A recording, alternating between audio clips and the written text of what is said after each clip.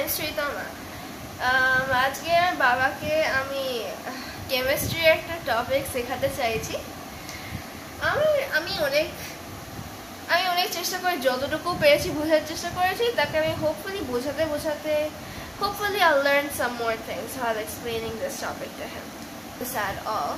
So it will be a fun experience teaching somebody who knows nothing about something.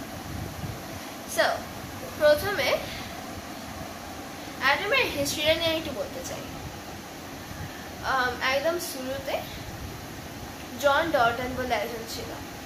হেই, তুমি আমার সাথে discuss করতে চাও না? হ্যাঁ। একজন জন ডল্টন বলে একজন ছিল। সে প্রথম বিগ স্টেপটা করেছিল অ্যাটমের কম্বিনেশনের বন্ড করার।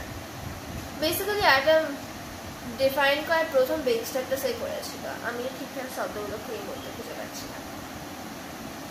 But anyways, he made a bunch of laws. For example, I think his first law was all kinds of matter are formed with tiny indivisible particles called atoms. So আমাদের চারপাশে বস্তুগুলো আছে, সেগুলো ছোট ছোট অংশ পার্টিকলস দিয়ে তৈরি হয়। এগুলোকে অ্যাটম বলা হয়। অ্যাটমটা অ্যাকচুয়ালি গ্রিক একটা শব্দ যেটাকে অ্যাটমস বলে, সেখান থেকে এই শব্দটা আমরা পেয়েছি। অ্যাটমস মানে ইন্ডিভিজুয়াল, কোনো ভাগ করা যায় না ওটাকে। সেজন্য ওটা ছাড়া আরও কয়েকটা তার লস আছে, যেমন যে কোনো একটা কম্পাউন্ড তৈরি করলে, to form any compound, elements always combine with each other in fixed ratios. এবং এটা থেকেই আমার মনে হয় যে the law of constant proportions পাওয়া গেছে। যেমন ওয়াটার, যখন কিছু ওয়াটারটা আছে, এটার মধ্যে এটার কেমিক্যাল ফর্মুলাটা হলো H2O। আমার মনে হয় এটা সবাই জানে। এবারে দুটো অ্যাটমস অফ হাইড্রোজেন আছে এবং একটা অ্যাটম অফ অক্সিজেন আছে। কেউ তুমি ওর থেকে কোনো কিছু চেঞ্জ করতে পারো না। কিন্তু ফর এক্সাম্পল, তুমি যদি আর একটা অ্যাটম অফ অক্সিজেন দাও, তাহলে সেটা হাইড্রোজেন পেরক্সাইড হয়ে যাবে, সেটা কিন্তু আর জল হবে না। একটা ফিক্সড রেশিওতেই ওই দুটোকে কম্বাইন করতে হবে। আমরা এগুলোকে মাসের রেশিও দিয়েও করতে পারি। ফর এক্সাম্পল, ওয়াটারের মধ্যে the ratio between hydrogen and oxygen is 1:8. অর্থাৎ অক্সিজেনের যে অ্যাটমিক মাস বা মাস number, whatever you want to call it, সবগুলোর একটা সংখ্যা আছে, ওটা হলো 60। কিন্তু হাইড্রোজেনের হলো 1। কিন্তু দুটো অ্যাটমস অফ হাইড্রোজেন আছে, সেজন্য দুটোর মিলিয়ে 2 হচ্ছে। সেজন্য 2:16 আমরা রেশিওটাকে নেবো, তাহলে 1:8 হচ্ছে। ওর থেকে আলাদা কোনো রেশিও হতে পারে না, তাহলে ওটা আর জল হবে না। আমি বাকি রেশিওগুলোকে অতটা মনোযোগ দিয়ে মনে রাখার চেষ্টা করিনি, because they are quite obvious. So I did not really memorize them separately. Now that that's done, ওর পরে আরেকজন সায়েন্টিস্ট এসেছিল, তার নামটা কি ছিল? I just remembered it a second ago. Thomson. What was his name again? Hold on, I need a second. Thomson. I was right. So J.J. Thomson এই মডেলটাকে তৈরি করেছিল। এটা আমরা প্লাম্বারিং মডেল বলে ভাবি, মানে প্লাম্বারিং মডেল। কিন্তু আই ডোন্ট রিয়েলি থিঙ্ক আমাদের মধ্যে বেশিরভাগ জানে প্লাম্বারিংটা কি। সেজন্য আমি এটাকে ভাবতে গেলে যেটা চকলেট চিপ দিয়ে ভাবার চেষ্টা করি। এটার এই ক্যামেরাটা এটা দিয়েছে না। This is my chocolate chip cookie. এটার মধ্যে ছোট ছোট চকলেট চিপস এমবেডেড আছে, ঢোকানো আছে। এই চকলেট চিপসগুলো হলো নেগেটিভলি চার্জ। আমরা ওগুলোকে এখন ইলেকট্রনস বলি। তখন কিছু বলা হতো কিনা আমি জানি না, কিন্তু বেসিক্যালি এইগুলো হলো ইলেকট্রনস। এগুলো সবকটা নেগেটিভলি চার্জ। এবং এই যে ডো পার্টটা আছে আমাদের চকলেট চিপ কুকির মধ্যে, এইটা পজিটিভলি চার্জ এবং পজিটিভলি চার্জের মধ্যে সব কিছু আটকানো আছে। এটা ছিল তার মডেলটা। মানে এটা তখন সেই সময়টার জন্য মোটামুটি কাজ করছিল আনটিল রাদারফোর্ডের দুজন ছাত্র আরেকটা এক্সপেরিমেন্ট করেছিল আলফা রেজ নিয়ে। আর এটা দিয়ে টাকা। সো এটা হলো প্লাম্পনিং মডেলটা। এই এক্সপেরিমেন্টটাতে একটা সারফেস নেওয়া হয়েছিল। I don't exactly know what the surface is made out of. I think I should add that to my list of questions. But basically এখানটাতে একটা ফুটোর মতন ছিল যেখান দিয়ে all the alpha rays would come in from here. So these are the alpha rays. I believe that's how alpha is written. And there was a piece of gold foil here. This was gold foil. It was really thin. অনেকটাই পাতলা ছিল, like প্রচন্ড পাতলা। On a scale, I don't know. আমি যেখানে দেখেছিলাম সেখানে বলেছিল একটা approximate number of molecules. আমি ওটা অবশ্য বলতে পারবো না। But it doesn't matter. The point is প্রচন্ড সরু ছিল। সব রেসগুলো এটার মধ্যে দিয়ে যাচ্ছিল। এবং অ্যাসাম্পশনটা কি ছিল আমি বলি। হয়তো প্লাম্পনিং মডেল ছিল, অর্থাৎ একটা হিউজ এরিয়া দিয়ে গোটা জিনিসটা স্প্রেড আউট ছিল, প্রচন্ড লেস ডেন্স হবে ওই জায়গাটা। সেজন্য যখন আলফা রেসগুলোতে হিট করবে তখন ভালোটা ছিল থিওরিটিক্যালি ওটার মধ্যে দিয়ে জাস্ট চলে যাওয়ার কথা, কোনো ডিস্টরশন না হয়। মানে কোনো লাইট রেসগুলো এইদিকে সরে যাবে না বা ওই দিকে সরে যাবে না বা অ্যাঙ্গেলটা চেঞ্জ করবে না, জাস্ট মাঝখান দিয়ে স্ট্রেট চলে যাবে, ওটাতে ধাক্কা মারবে ওই সারফেসটাতে। এবারে আমার যেটা মনে হয় as far age I know, এখানটাতে যখন পার্টিকলসগুলো হিট করবে এখানটাতে কোথায় হিট করছে সেটা দেখা যাবে, ওরকম কোনো একটা সারফেস ছিল। দ্য পয়েন্ট এখান দিয়ে আলফা রেসগুলো ঢুকছে এবং কি অবজার্ভ করা হয়েছিল, বেশিরভাগ রেসগুলো কিন্তু এইখান দিয়ে আসছিল, প্রচুর রেস মাঝখান দিয়ে জাস্ট পাস করে যাচ্ছিল with very little angle deviation or something। কিন্তু যেটা অবজার্ভ করা গেছে যেটা অবজার্ভ করা হয়েছে ওয়ান্স ইন আ ওয়াইল এই রেসগুলো একটা হিউজ অ্যাঙ্গেল চেঞ্জ হয়ে চলে যাচ্ছে, এইদিকে চলে যাচ্ছে ওইদিকে চলে যাচ্ছে, একটা মানে একটা হিউজ চেঞ্জ হয়ে যাচ্ছে অ্যাঙ্গেলটাতে। কয়েকটা ক্ষেত্রে ইভেন দেখা গেছিল যে এখানে বাউন্স ব্যাক করে গেছিল, ওটার মধ্যে দিয়ে পাসও করতে পারে। এটা থেকে আমরা কি বুঝতে পারি যে কোনো একটা অবজেক্টে ওর ধাক্কা খেয়েছে। এবারে এটা আমরা জানি যে আলফা পার্টিকলটা ছিল সেটা actually positively charge. Why am I mentioning that? I do not think that has any relevance in this context at all. But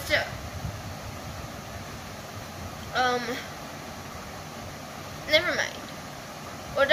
ওটার এখানে কোনো রেলেভেন্সই নেই। ওখানে ধাক্কা খাচ্ছে এবং রিফ্লেক্ট করে যাচ্ছে এখানটাতে, অর্থাৎ কোনো একটা অবজেক্টে নিশ্চয়ই ও ধাক্কা খেয়েছে। অর্থাৎ আমরা যেটা বুঝতে পারছি এইটা থেকে আমরা এটা বুঝতে পেরেছিলাম যে কোনো একটা ভেরি ডেন্স অবজেক্ট আছে যেখানে ওই আলফা পার্টিকলটা ধাক্কা খেয়েছে আর বাকি সবগুলো জায়গার মধ্যে দিয়ে পাস করে যাচ্ছে। অর্থাৎ আমরা এরকম করে ভাবতে পারি মাঝখানে একটা রিয়েলি ডেন্স অবজেক্ট আছে এবং তার চারপাশে ইলেকট্রনসরা ঘুরছে। এবার তখন এই শেলসের অরবিটসের কোনো ধারণা ছিল না, এই অরবিটটা আমি জাস্ট আঁকলাম, কিন্তু তখন কোনো একটা ফিক্সড অরবিটার কোনো ধারণা ছিল না, ওইটা একটু পরে এসেছিল। এবং এটা definitely not to scale, it's thousands of times smaller. যদি এটা একটা অ্যাটমের সাইজ হতো তাহলে এটা অ্যাট লিস্ট 1000 টাইমস স্মলার হতো নিউক্লিয়াসটা।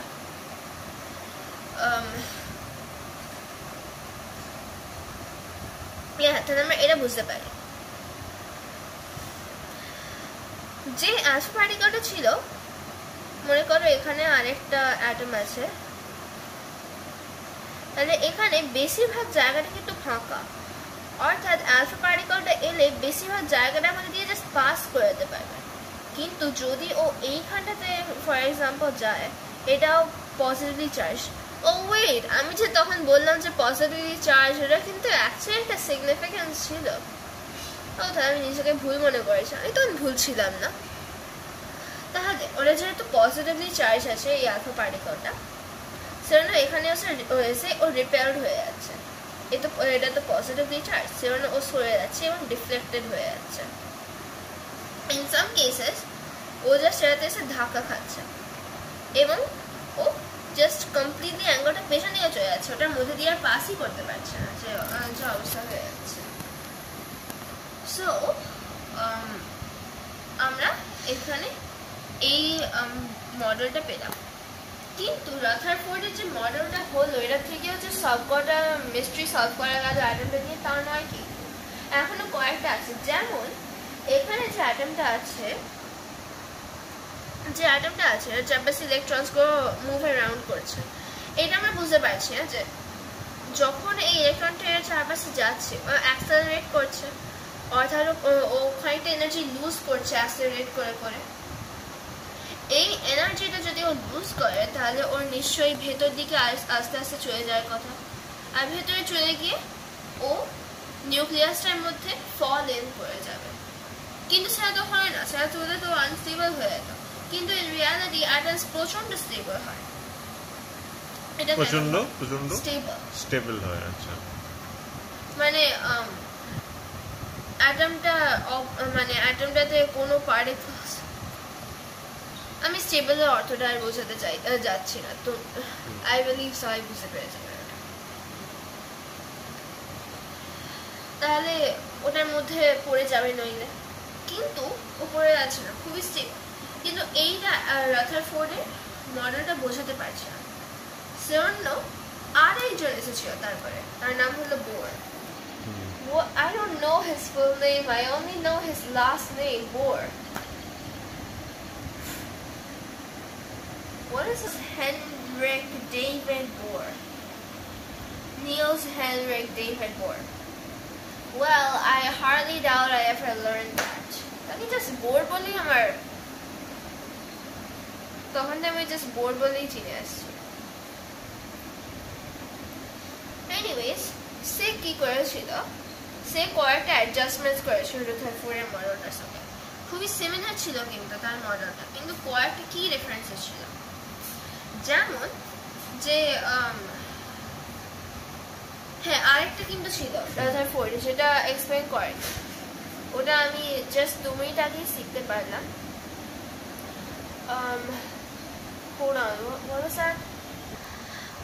মানে ইলেকট্রনটা ওরা চারপাশে যাচ্ছে, তখন কয়েকটা ওর ইলেকট্রোম্যাগনেটিক ওয়েভ এমিট করছে, কিন্তু একটা ফুল রেইনবো স্পেকট্রামের মতো না হয়ে জাস্ট কয়েকটা লাইক লাইন্স হচ্ছে, lines of colour. This is so hard to explain. Like lines of colored light.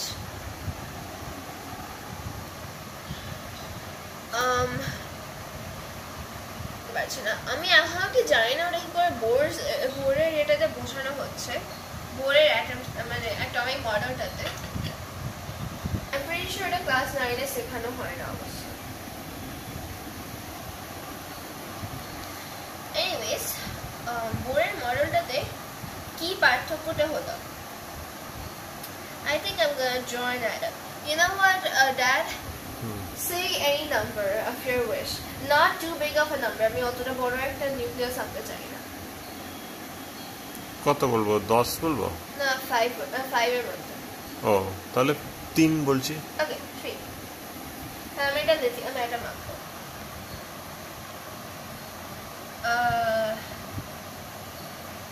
Again, I'm a very good artist. No need আচ্ছা, 3 বললাম আর তুমি 6টা দিলে, এটার কারণটা একটু বলে দাও। এক্স্যাক্টলি, আমি 3টা তোমাকে অ্যাটমিক নাম্বারটা বলতে বলেছিলাম, কিন্তু নিউক্লিয়াসের মধ্যে তো ডেফিনেটলি শুধু প্রোটন থাকে না, নিউট্রনসও থাকে, সেজন্য 3টে প্রোটন আছে আর 3টে নিউট্রন আছে সিস্টেমে। তাহলে 3টে প্রোটন আছে আর তিনটে নিউট্রন আছে।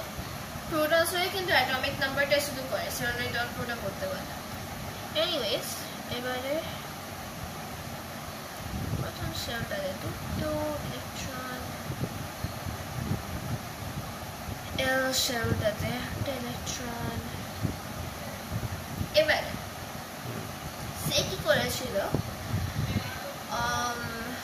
সে ওটাকে মডিফাই করে নিয়েছিল। বোরের রাদারফোর্ডের থিওরিটাতে ওগুলো সব সার্কুলার এগুলোতে অরবিটসে মুভ করছিল, কিন্তু বোরের ওটাতে এমন আই থিঙ্ক এলিপসের মতো স্লাইডলি অরবিটটা, কিন্তু এমনভাবেই অরবিটটা আছে যে ওটার চারপাশে ইলেকট্রনটা রিভলভ করলে কোনো এনার্জি লস হয় না।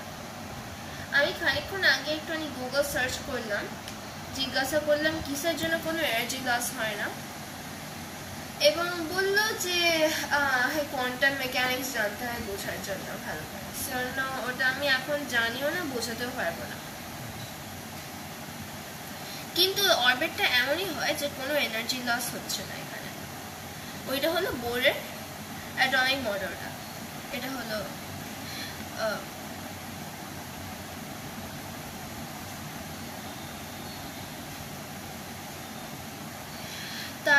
তার মডেলটাতে এই শেলসগুলোকে সে সব নাম দিয়েছিল।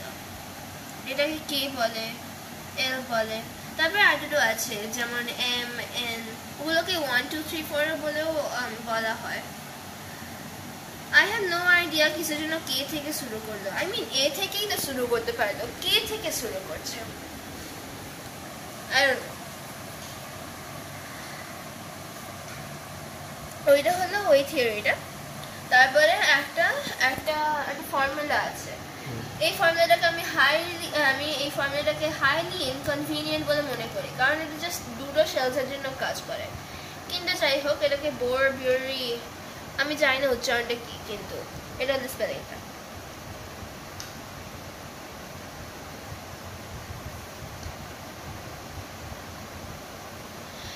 এটা ইকুয়েশন আছে ওটার জন্য। I for once think that this equation is highly inconvenient, very inconvenient. দুটো শেলসের জন্য কাজ করে, বাকি কোনো শেলসের জন্য কাজ করে না। দুটো জিনিসের জন্য কাজ করে এবং বাকি 5-6টার জন্য কাজ করে না, সেটাকে আমরা এক্সেপশনস বলে বলবো? That makes no sense at all. কিন্তু তখনকার সময় করা হয়েছিল, সেজন্য ওইটাই ভেরি এফেক্টিভ ছিল সেই সময়ের জন্য। আমি এবার ইকুয়েশনটা দেখে নিচ্ছি, কারণ দরকারই পড়ে না, কেন আমি করবো অতটা ভালো করে। Okay, so the Bohr-Berry equations are 2 times n squared, and n is like, oh dear, what's wrong with me? I think I'm forgetting what the n is. I'm gonna need to check that once more. And you can include these claws. Okay, I'm just gonna search that real quick. তুমি রাখো, রেখে করো। It's a Google's. Whatever. What's the n in the...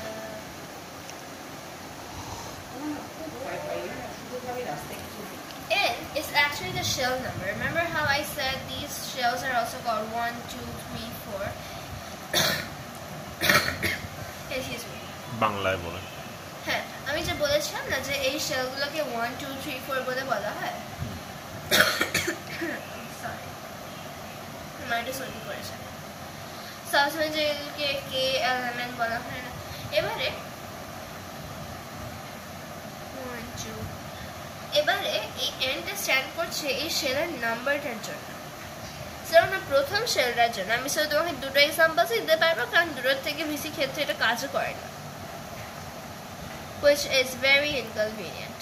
Anyways, প্রথম shelter জন্য এটা like 2 into 1 square হয়।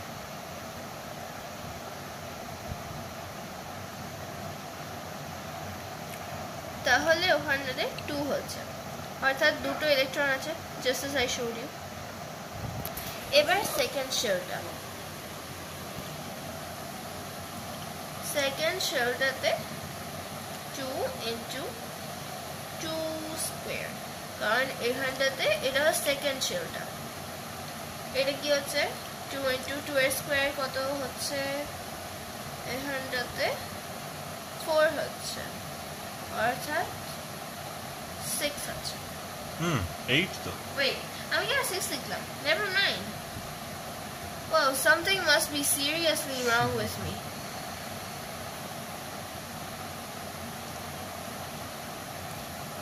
তাহলে ওখানে 8 হচ্ছে, অর্থাৎ এখানটাতে 8টা ইলেকট্রনস ম্যাক্সিমাম থাকতে পারে। এটা একটা লিথিয়াম অ্যাটম, সেজন্য এখানে শুধু একটাই আছে, কারণ 3টে প্রোটনসকে ক্যান্সেল আউট করতে হবে, কিন্তু ম্যাক্সিমাম 8টা শেলস এখানে থাকতে পারে।